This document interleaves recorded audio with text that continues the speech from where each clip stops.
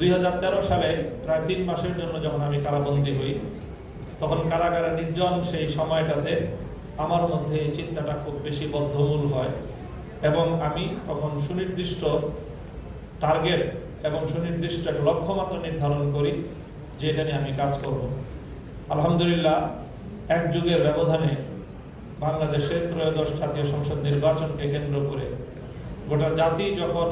একটা স্বপ্ন দেখছিল ঐক্যবদ্ধভাবে ইসলামের ঝান্ডাকে সমুন্নত রাখা, তো সেই জায়গাটাতে আল্লাহ পাক আমাকেও কিছু ভূমিকা পালন করার সুযোগ দিয়েছেন। সেজন্য আমি মহান আল্লাহ পাক রব্বুল আলামিনের কাছে শুকরগুজারি আদায় করছি এবং আমাদের এই সম্মিলিত প্রয়াসকে সম্মানিত করে বাংলাদেশ কোরআন শিক্ষা সোসাইটি এটাকে যে উৎসাহিত করলো, সেটা আগামী দিনে যেন আরো নতুন এবং আরো বেশি শক্তিশালী ঐক্যের ভিত আমরা যেন বাংলাদেশে প্রতিষ্ঠিত করতে পারি এবং আমাদের পাশাপাশি অন্য যারা কাজ করছেন তারাও যেন আরো ভালোভাবে আমাদের যতটুকু দুর্বলতা রয়ে গেছে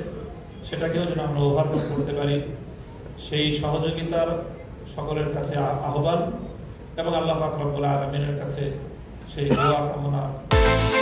বিকাশ পেমেন্টে 10,000 টাকার বেশি অফার, শপিং চলছে তো।